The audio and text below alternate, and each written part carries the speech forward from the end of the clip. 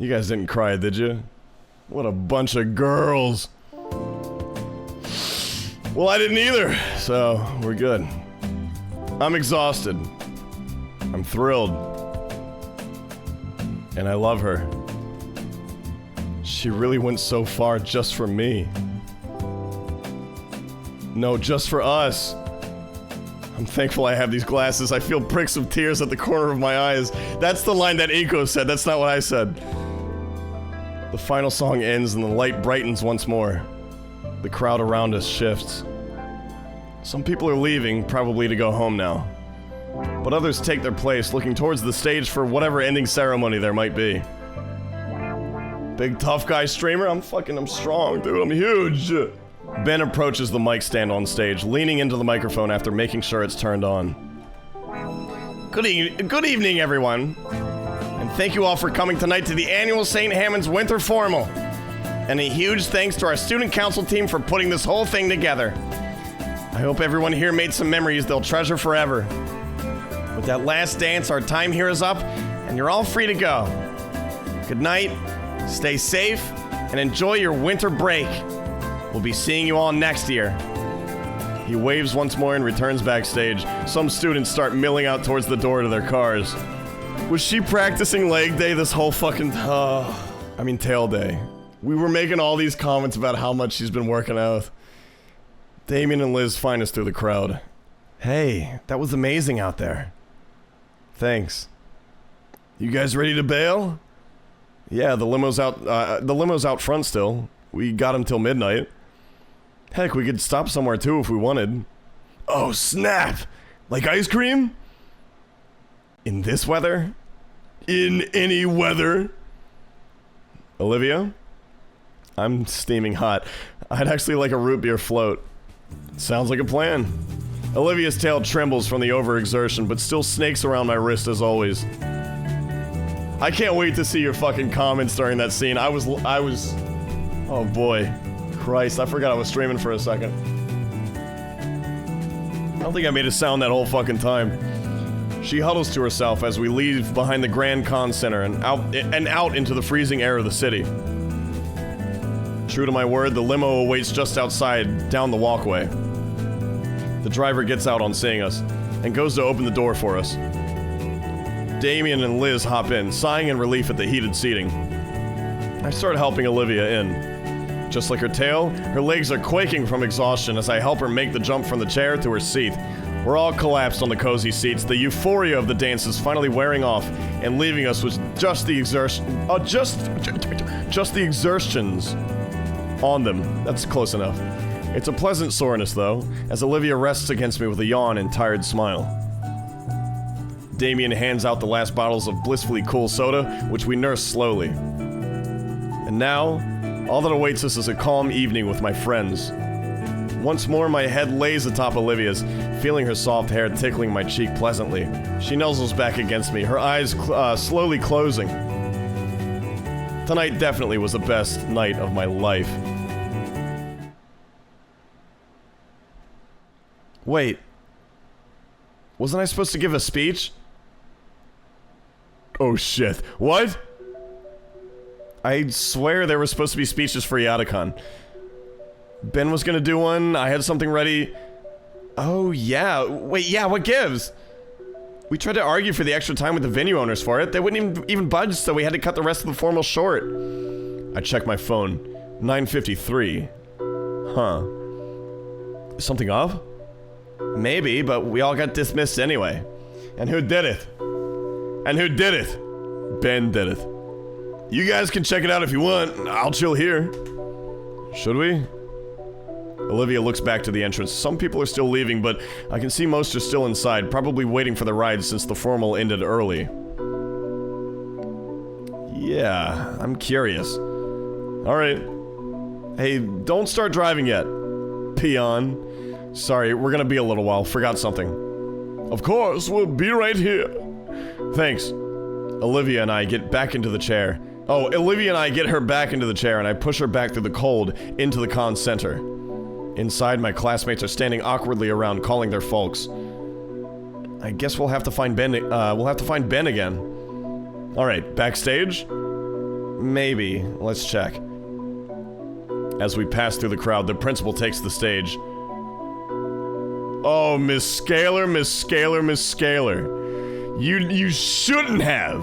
The mic isn't turned on. She annoyedly gestures to have it turned on and tries again. Excuse us, we're having some technical difficulties at the moment. We should have one final event tonight. Our apologies for the confusion. Please wait while we get things organized. There was wine in that mug this whole fucking time. Can we all agree? She's definitely annoyed at something. Something's up. When nobody's looking, we slip back in through the staff-only door. Now, where would Ben be?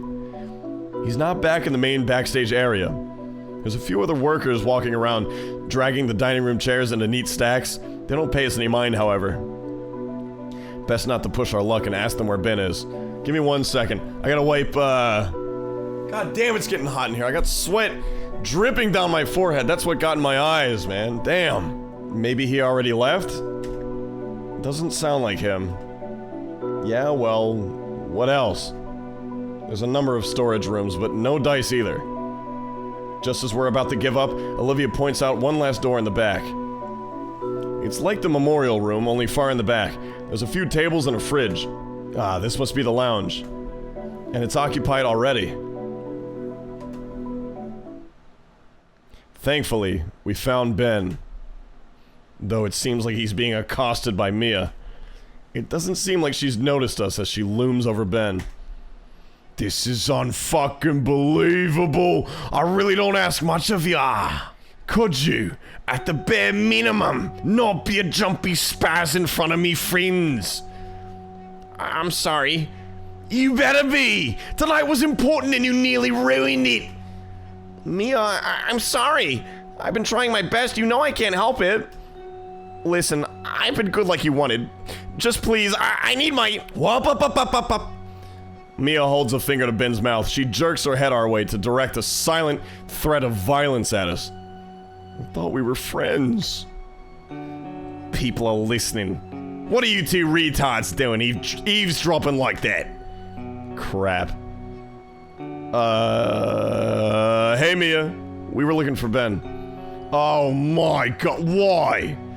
Clearly it's not a good time. In fact, you picked a very bad one. Show's over. Scream. Go home. I was saying, Mia, please, I need... Shush. How much longer are you holding it? You promised... I said shush, I'm serious. Holding? What are you keeping from him? I waited like you wanted. You said you would... Alright, you know what? We should talk about this on the way home. Come on now. Mia, it's over. It's been a whole month. I'm sorry I didn't listen to you. Please, I feel... Shut up already, Morty! What did you do to Ben? Nothing that concerns you, wheelie bin. Now come on, Ben! She huddles him by her chest and starts walking out the door. Naturally, we follow. She's holding the sex. She's holding the key to the cage. Oh my god, I'm gonna have to kill both of you! I thought we agreed to stay out of each other's way! Do you want a kick to the fucking face? You said Ben would regret not throwing Olivia and I under the bus. Fuck off. Ben, are you okay? Do we need to get security? You are not doing that if you know what's good for ya. She quickens her pace, stomping around the floor while Ben is struggling to keep up. We're about halfway across the backstage. No, Olivia, no, please don't do that. I just need something she promised. Everything is okay. Dude, you look like you're about to have a heart attack. I'm fine, I just need the... Ben, you shouldn't be talking now. We're going home, we can talk about it then. Ben can't keep up with Mia. He trips. Fucking idiot, get up! Get up. Yeah, we should get security. Like hell you are! Fuck, I'm getting surrounded by idiots! Mia, I can't wait any longer, just... Please, I need it to be normal. Shut up, you fucking idiot! Oh, shit.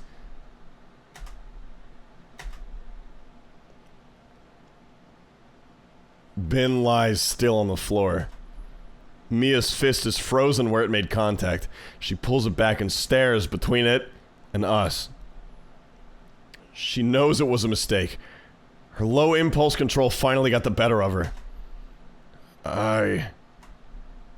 Ben shudders on the ground. His glasses lie snapped in two parts, and he fruitlessly tries sticking them together like jigsaw pieces. Ben? You alright?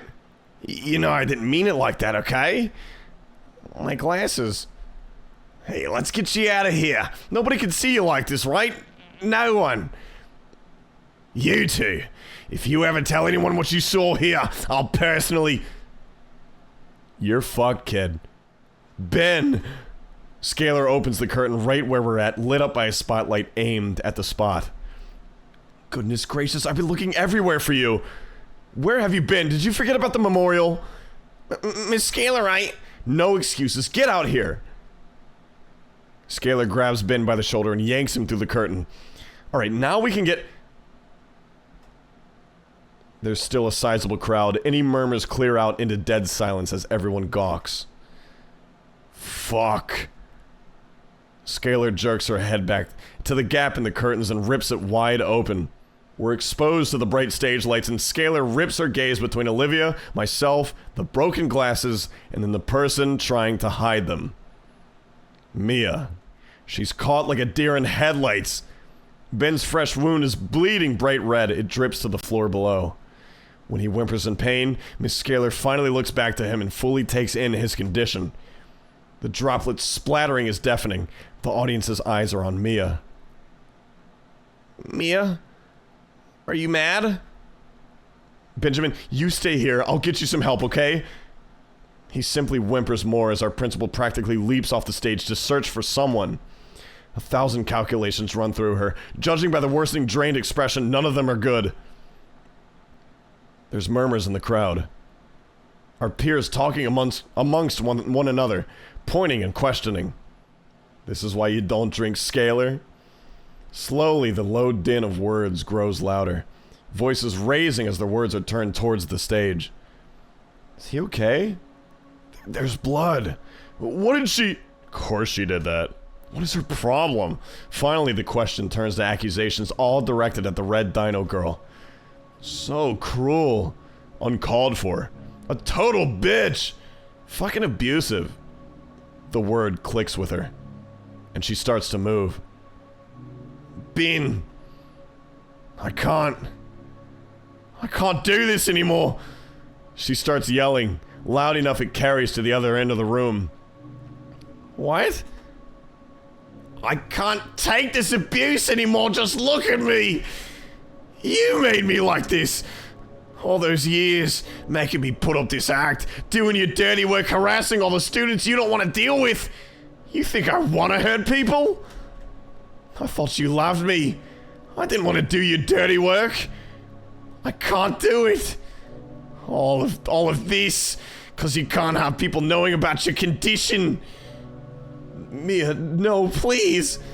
Mia yanks out an orange bottle from her purse. The rest of the color drains from Ben's face. He falls to his knees. Mia, please. You're a fucking psycho. I don't want these anymore. You're a liar and you've ruined my life enough. She throws the bottle at the floor. The contents within scatter 100 directions all across the floor. Ben doubles over, covering his mouth. Now everyone else knows. Mia has tears streaming down her face. She starts towards the exit. What in the fuck? Ben's? On the antipsychotics? No way, it's a bunch of bull... Then what are the pills? The bottle rolls over to me.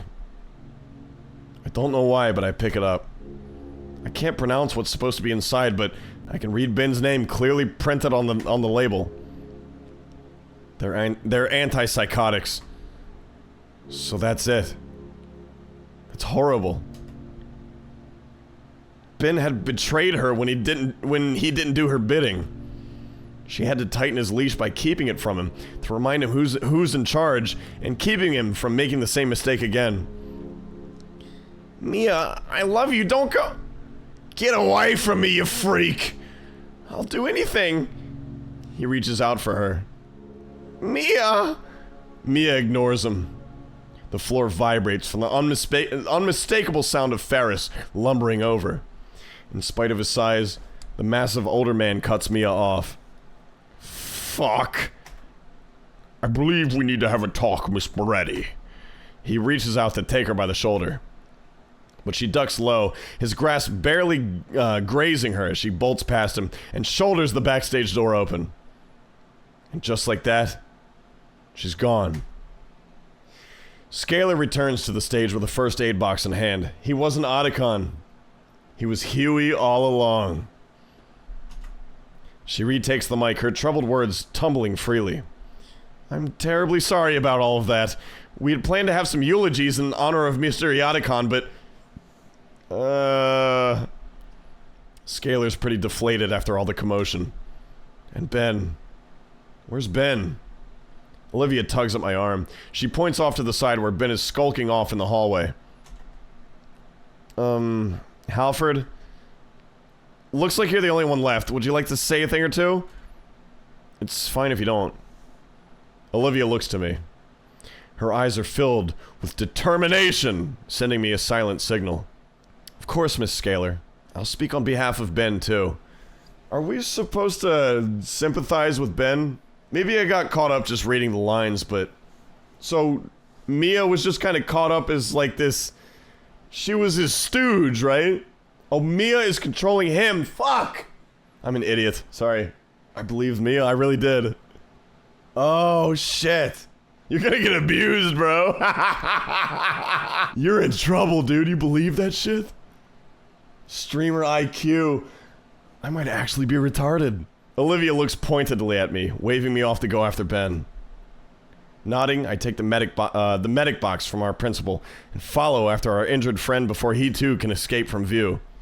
Hello, everyone. I'm gonna say a few things about our old art teacher, Mr. Yatacon. Walking after him, Olivia's words filled the now quiet hall. Mr. Yatacon was more than an excellent instructor.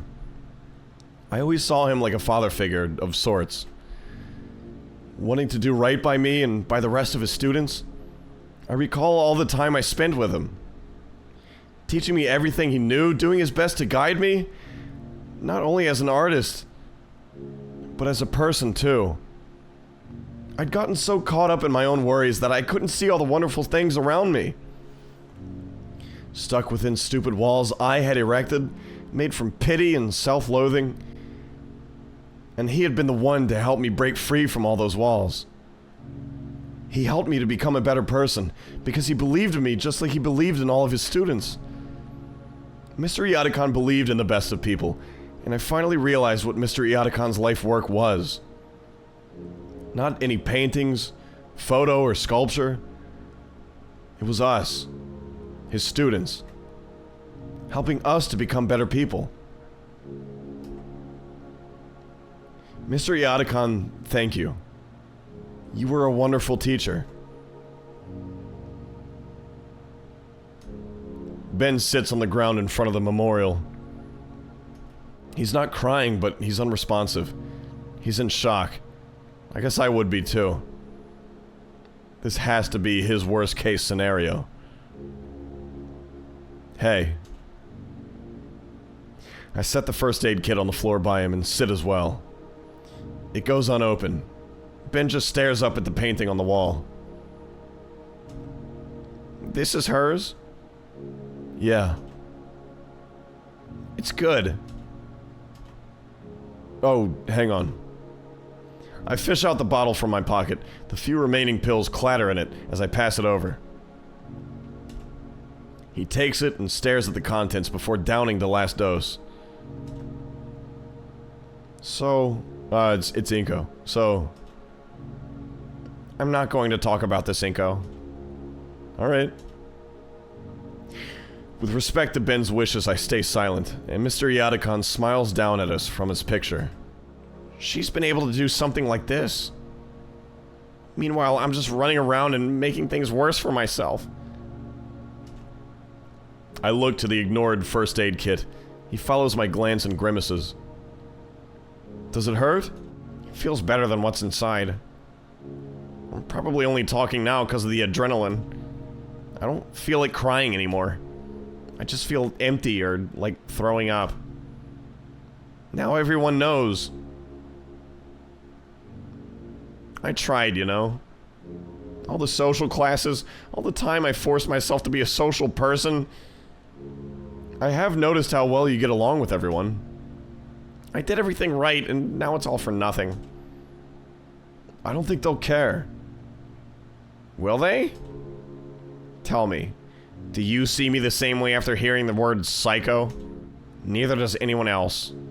It's just natural. It can be the mildest thing in the world, but the label does not discriminate. Even with all the good impressions I've made over the years. I'm a threat. I may as well just drop out and finish high school online. You're my friend still. And you're Olivia's friend. Am I? Given time. We just sit a while, staring at the painting. You know Little Trudon? So tell me, Ben, OCD, ADHD, schizophrenia, what's your poison? She got herself some fancy Asian paints for this. He nods. Earlier, I told her there wasn't any big reason I did what I did. That was a lie. Confession time, boys. You look at her and instantly know her whole deal. For better or worse, she can't hide what's wrong with her. But someone like me? Oh, shit, that's even better than what we thought. This wasn't some weird, thinly veiled, you know, affection. It was that connection he felt because he has the internal disability. She's got the one everybody can see up front. You had to be told. That means so long as I can hide it, I'm normal. If I ever seek help, it outs me. That hurt. So seeing her actively refuse it, take it for granted, one thing just led to another. It was stupid. That's just how feelings are, Ben. I notice my friend is looking less tense now. Inko, I'm feeling this phantom pain. About Mia. I don't want to talk about Mia. She's gone. But tell us about the sex, Ben. She was always telling me once she graduated, she'd get out of this dump. I was hoping she wouldn't. Hoping maybe she'd take me with her. How do you know she's gone? She's booking it across state lines as we speak, see? Ben shows the lock screen of his phone. The most recent message is from Mia. Mia, sorry, I'm going. He sighs. 4 years. I loved her. He plays with the broken halves of glasses he'd picked up. He said he didn't want to talk about it. I won't pry. So we just sit. Iadakon's warm smile seems a bit brighter from his frame on the wall. I wonder if he'd be happy with how everything turned out. I think he would. It was long and painful, but we finally made it. Became the people he aspired we'd be. Everything that happened led up to here. Whether through resolving old grudges or finally escaping a horrible situation, things are changing. Once we leave the room, our new lives start. But for now, we can wait in transit just a bit. Ben's like me in a lot of ways. Oh? I remember seeing him earlier this year, effortlessly turning social disasters in his favor.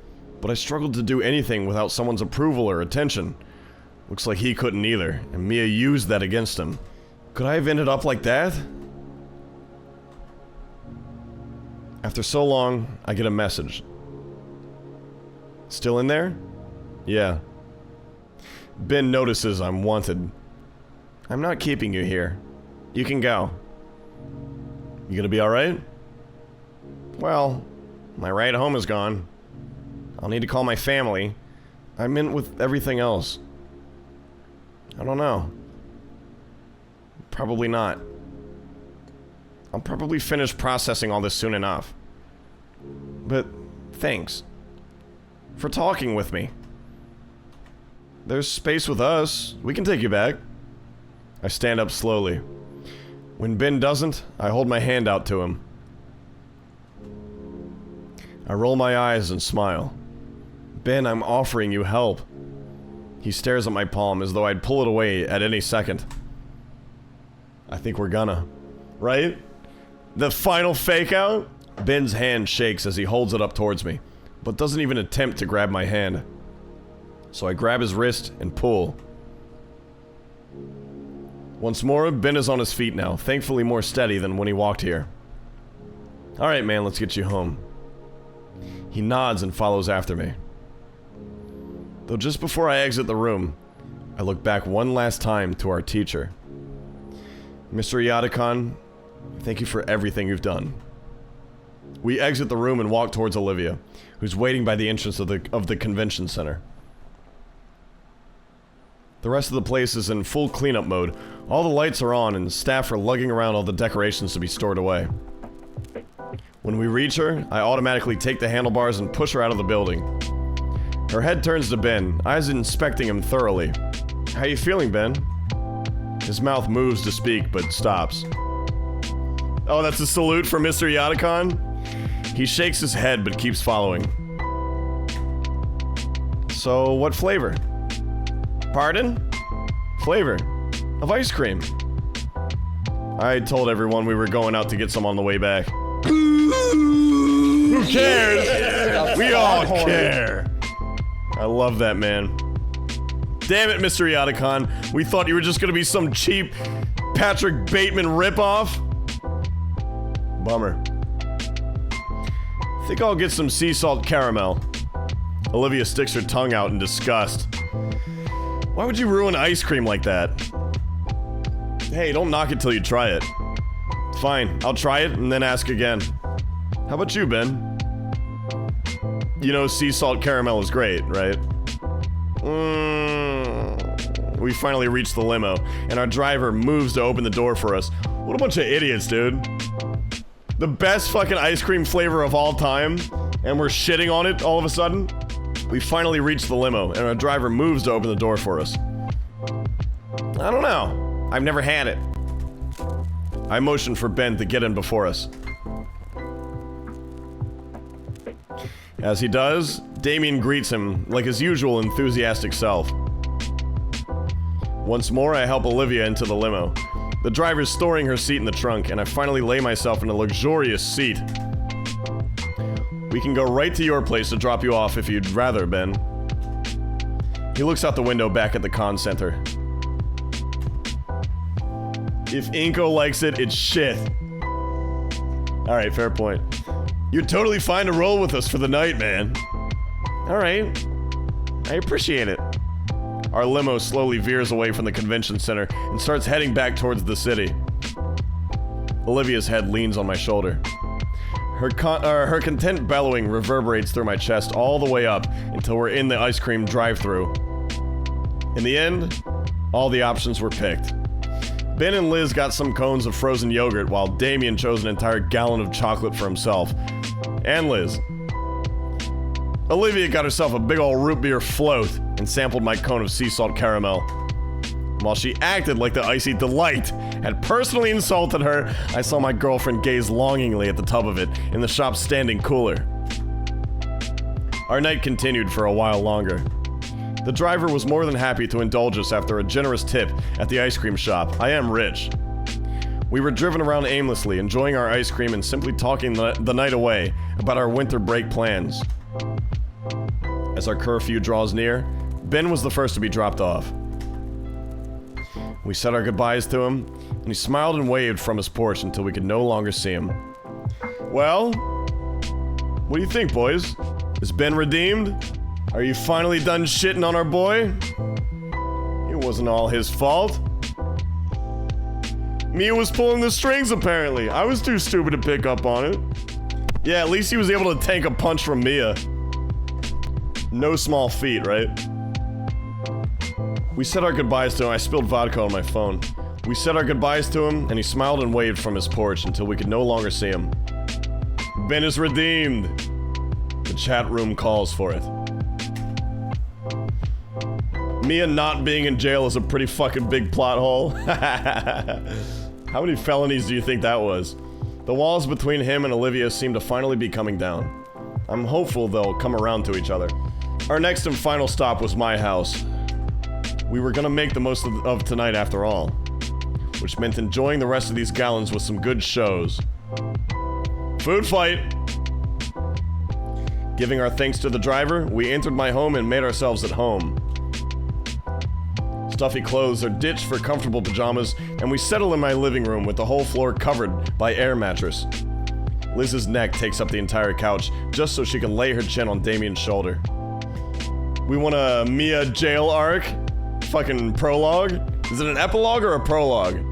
Which one's the after? Epilogue? They'd fallen asleep like that within the first hour of our anime marathon, leaving Olivia and I in peace to snuggle up together. Her purring bellow rattled my ribs, but in a pleasant sort of way. Don't say Robo. We're not switching around the Inko comments to Robo. Robo. Kinda like a massage, which I needed based on how worn out all my muscles feel. How do you think she feels, dummy? She literally defied her crippleness just to dance with you, man. I felt like I could just melt in her embrace right now. My eyes grow heavy as my body felt blissfully at ease. But there was one last thing I had to do before I fell asleep. Hey, Olivia. Her bellows subside briefly. Yeah? I had a lot of fun tonight. Yeah, me too. She smiles at me. So soft and inviting. I give her smile a soft kiss. And she reciprocates with a similar kiss on my own grin. So I do the same again. And then what? As does she. Back and forth we went, trying to kiss the smile off each other's lips. A war of smooches that I wanted to win, though my tiredness made it difficult. By the time my eyes refused to remain open, I admit my defeat gracefully. It's escalating, it's escalating, it's escalating. Love you, Olivia. The purring continues and I realize Olivia's already fallen asleep. Love you too. We drew close to each other one last time, embracing sleep like we embrace one another. Oh. Christmas Day. A tiny, tinny holiday tune plays from a nearby radio as we work in the snow. Fresh white powdery rice crunches loudly underfoot, and our knitted mittens work to pile and compact heaps of the fresh white powder. Inko's parents are dead. Time to get shipped to Dino Iraq. Yeah, I'm waiting for the military. Not only compacted, though, but sculpted. Vinny has a bright future ahead of him as he works studiously on his Christmas monuments. The loud chatter of teeth drawing nearer must be Damien. He must be done collecting the sticks we need. Taking a step back, I look over the 5 different piles of snow we've gathered from the yard. Vinny! Got the arms here. Sweet! I needed some twigs so I could make our mouths just right, too. The younger boy finally stands and marches through the now muddy grass of the yard. Bro, Inky, you two start on the bodies. I'll make the heads. Damien salutes at his brother's orders, and we all start on finishing Vinny's project before it gets too cold. While I'm fine with my new mittens and scarf, the brothers are nearly freezing themselves for Vinny's art, which at least motivates them to complete the 5 figures in the time it would take me to finish a single snowman. Originally, Vinny was begging me to make a snowman in his stead, but he got ahead of himself and ended up giving himself an artistic vision of a whole family of snow people modeled after the family. These people physically cannot put jackets on. And I would have had to do it all by myself, but Randy decided he had enough of all yard-related tasks being delegated to me this season. Good guy, Randy. At least we have the promise of lunch. Olivia's hard at work in the kitchen. Now, I've made a few snowmen in my day, but never snowed dinos. Tails are easy enough. What's not easy is the beaks. As powerful as Christmas magic is, it's no match for basic physics. Damien tries making a very tall one to resemble Liz. It ends up crumpling under its own weight and falling over right into his face. After so long, I actually do manage to get the snoots right. It's just a matter of how you pack it together. And before long, there's a nice little group of snow dinos for each of the panes. Olivia's is special. It's sprawled out flat, like how she always lays in her bed. I see Olivia judging from the window. It's a playful glare that knows I'm right, but demands satisfaction for the hazing. Hold on, it's not finished yet! Vinny quickly begins forming another frosty figure next to Snowlivia. Soon enough, it begins taking a humanoid shape, though lacking any significant details. Inky, can I borrow your shades? Oh, sure thing. Handing him my shades, the little dino presses the hinges straight into its head. There! Now it's everyone. Oh. I'll let Inksickle keep those for now. No worries anyway, baby. No worries. I had the backup anyway, and you knew it. I think it's about time to head back inside. I fear Damien's frills might break off if we stay out here any longer. I wave to the brothers towards the door, and they run ahead in search of warmth. They adopted me, yeah. For a moment, I consider adding some finer dinosaur-related detailing, but I don't want to keep Olivia waiting. I make my way inside, making sure to stamp the snow off my boots beforehand. Oh my god! Oh, dude, I wasn't paying attention to that Olivia at all. Dude, look at it! Why do you think she was pissed in the window? Flat fuck. By the time I see them, Damien and Vinny have already changed into dry clothes. The jackets they had worn, designer made and thoroughly insulated for the cold, hung heavily on the coat rack nearby. I knew they'd be good gifts. Designer made! Gifts from Inko? A real thinker. I knew they'd be good gifts, especially for Vinny. I'll remind them how to clean the jackets later. Yeah, enjoy the, Olivia emote. I know that's the whole reason you paid for the fucking sub. The brothers sit on the couch, wrapped in down blankets and sipping hot chocolate way too quickly.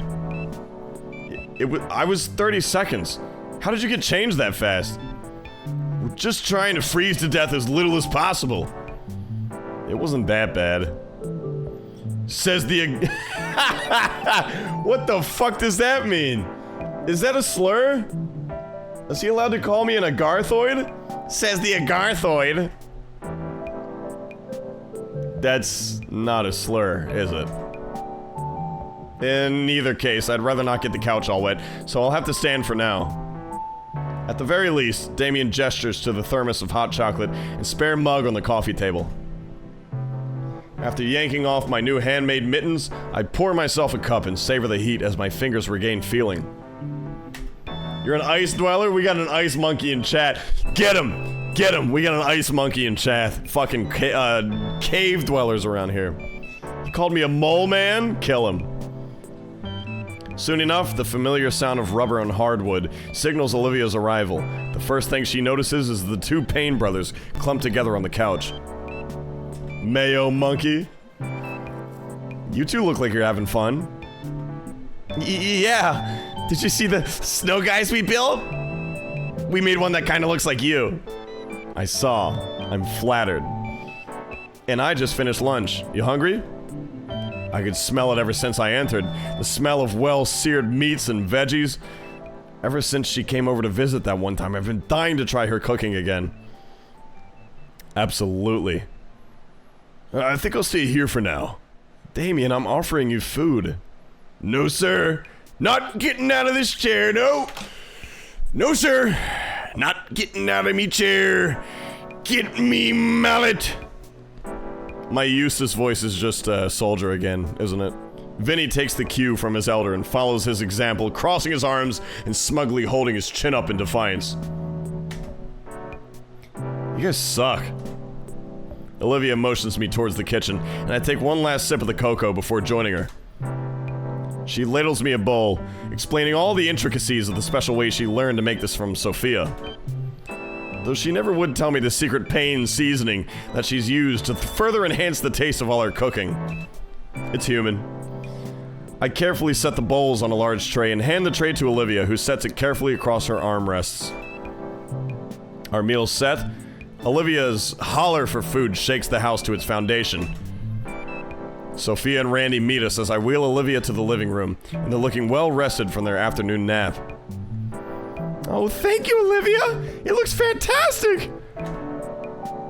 Olivia smiles and sets the tray down on the coffee table so she can start passing the bowls out one by one. I'm sure glad they never named a child Max. With a flick of his tail, Vinny turns on the television. Sophia and hold on. I think I know the joke. With a flick of his tail, Vinny turns on the television, already set to his sports channel and playing a hockey match. Randy takes a noisy slurp of the broth, licking his chops after. Tastes fantastic, too. So enjoy the stew so we can have the real Christmas treats. Real Christmas treats. Max Payne, fuck!